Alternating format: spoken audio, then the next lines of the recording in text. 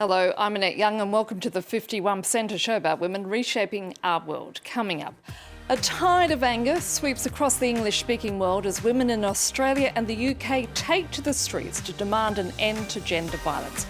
I'll be talking to Tabitha Morton, the Deputy Leader of the UK Women's Equality Party, as to whether this massive outcry is set to become a tipping point.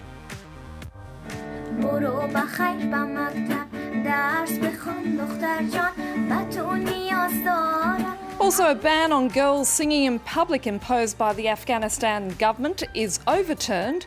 This after a social media campaign called I Am My Song had women sharing videos of themselves belting out their favourite tunes.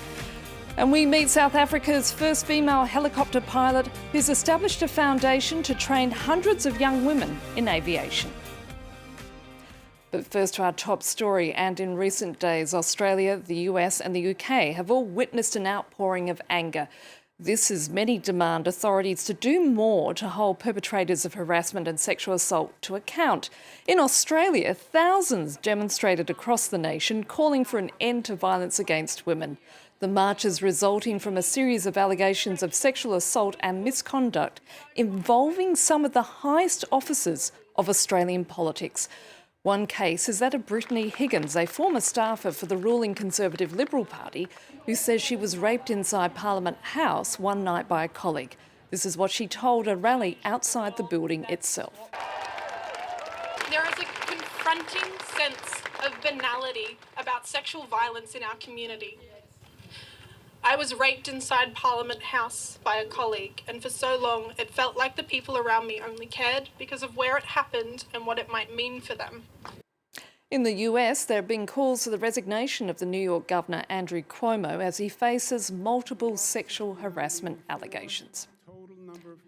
And in Britain, thousands attended a vigil in London for Sarah Everard, the 33-year-old marketing executive whose kidnapping and killing shocked the nation. An off-duty serving police officer is to stand trial accused of a murder. Joining me now from London is Tabitha Morton, the Deputy Leader of the UK Women's Equality Party. Tabitha, thank you so much for your time. In the 7 years this show has been on air, I have never seen such public anger expressed across the UK on women's rights. What is it about this case which has sparked such enormous fury? I think this is because it could have been any one of us. And for too long, we're told that those stories that we've all told each other about being scared walking home, someone walking too close to us, carrying our keys in our hand. Suddenly, it was just like, no more, enough is enough. We need to tell our story because another woman has died. You know, this is the 119th woman to die in the UK in the last 12 months.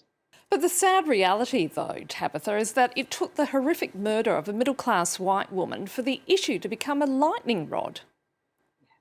And we have to take responsibility for that. For those of us who campaign, for the media, we all have to take responsibility and look at why did it take to this particular story? Because as you say, in the 4 days while Sarah was missing, another 5 women were murdered, and none of them made more than local press in the UK. None of them became this public uproar, and 3 of those were women of colour.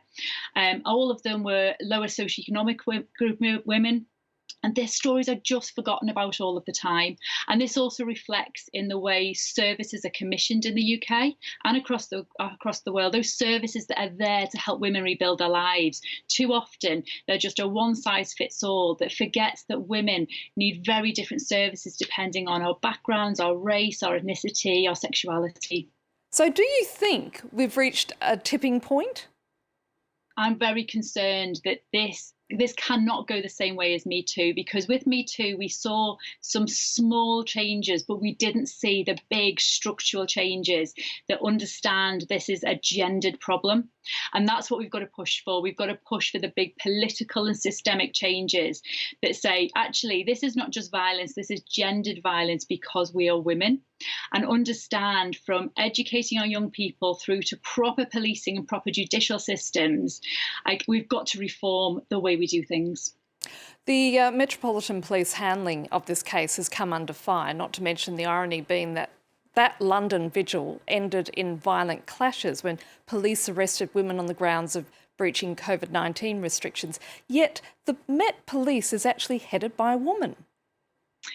Well, that doesn't mean being a woman doesn't necessarily mean that you're going to book the structures, because again, as I say, it's a structural inequalities that we've got baked into our judicial system, baked into all of our systems, and this is not just a Met Police problem. There's been a lot of focus, quite rightly, on their behaviour, on their lack of leadership.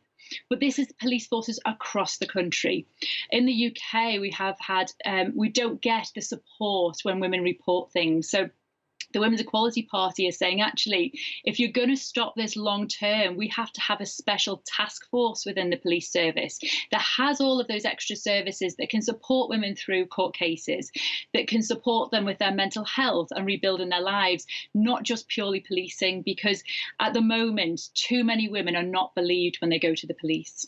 Now, misogyny is going to be recorded as a hate crime by police in England and Wales, but is that enough?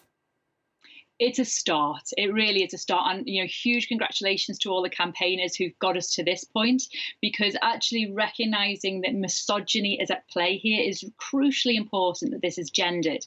But just recording crimes is not enough.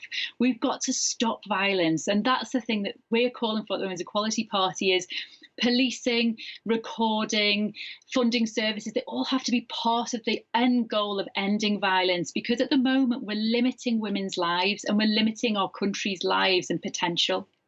Isn't it also not just about protecting women or women's safety, but it's about re-educating men and boys about violence? Absolutely. By the time you go to first school in any country, you've got a very clear view what a man and what a woman or what a boy and girl should be, the toys you play with, the books you read, the careers you're going to pick.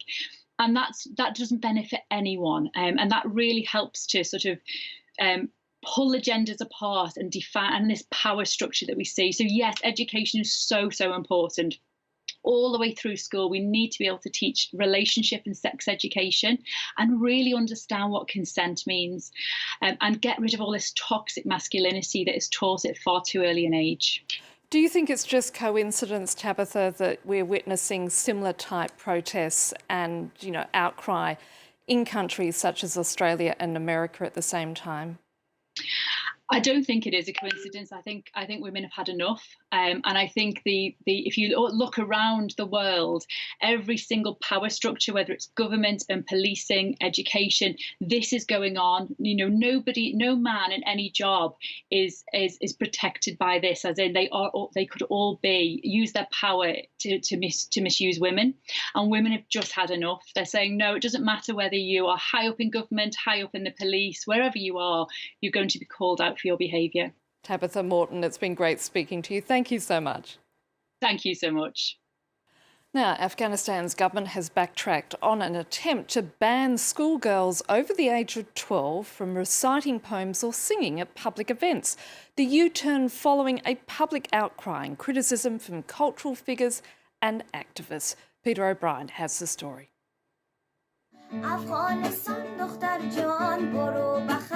13-year-old Neela was born 7 years after the end of the Taliban regime, so she's never had to live through a ban on singing, and she's clearly made the most of this. This clip was uploaded to Twitter by her older brother, one of many videos in a viral campaign called I Am My Song. It's all part of the backlash against a memo published by the Kabul Education Directorate in early March, which said schoolgirls over 12 would only be allowed to sing at all female gatherings. Since then, the government's backtracked, first saying music groups were banned for both boys and girls to prevent the spread of the coronavirus. Then the Education Ministry said its regional Kabul branch had acted without consultation and an investigation into the matter was underway. The Afghan Education Ministry is committed to students' rights, in particular the right to participate in arts, culture and sports. By no means does the ministry want to limit the rights of students. The government is negotiating a power-sharing agreement with the Taliban. The militant group claims their attitude to women has changed, but many Afghan women are nonetheless worried about the outcome of the peace talks. For some, singing as a way to defend the values they cherish.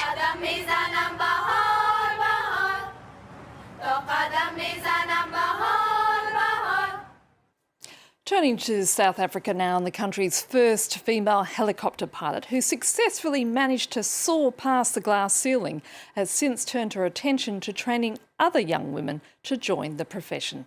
Nicola Germain has the story. 170 and radar at 7,000 feet. Refilwe Ledweba is testing a flight simulator. She is South Africa's first black female helicopter pilot. She's in her early 40s and has several thousand hours of flying under her belt. I'm one of the first black female in the country. And, for me, that's not important. And for me, what was important is who is the second, who's the third, who's the fourth, who's the 100th person. Then we start talking. She created a foundation and has already trained hundreds of young women in aerospace and aviation. Just having someone to look up to that's so fearless and so determined to change the narrative of women in this space has been so inspirational to me. Refilwe Ledweba grew up in apartheid South Africa with 6 siblings and a single mother.